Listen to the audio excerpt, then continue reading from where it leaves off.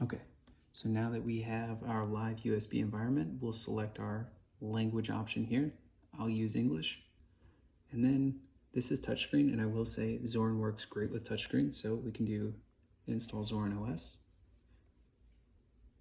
And right here, we're going to choose our keyboard layout, which is going to be English for me as well, English again, and then continue.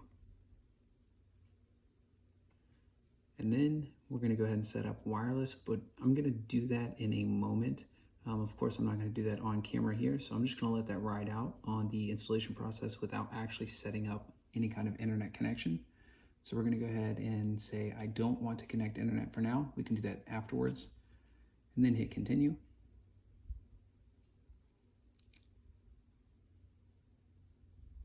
Bear with me here. Now we have updates in software. So install third-party software for graphics and Wi-Fi hardware, yes. Configure secure boot. I'm gonna uncheck that because I've actually already removed secure boot. And then we can participate in the census, which just provides, as we see here, some anonymous reporting. That's up to you if you want to do that or not. We're gonna just skip that option for now. Hit continue.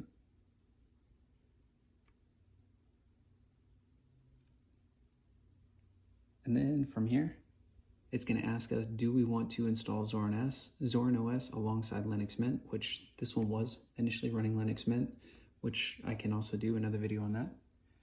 But we're going to do option number 2. And again, I'm doing option number 2 because I have no pertinent data on this device. However, if you have pertinent data, you can definitely install alongside your current OS, or of course you can set up your own options down here as well. But I'm gonna go ahead and erase. Again, I have no pertinent data, so keep that in mind. So we're gonna come over here and install now. And we are gonna go ahead and get this warning because, as I just said, it will destroy all data on this device and any current partitions. And again, I don't mind to erase the disk and basically install fresh. So we're gonna do continue. And then we can select our region or time zone. I'm just gonna leave the default option as is and select continue. And that's just for me, so it does work for me. Of course, we can set up our name here, which I'm gonna do that momentarily and then come back.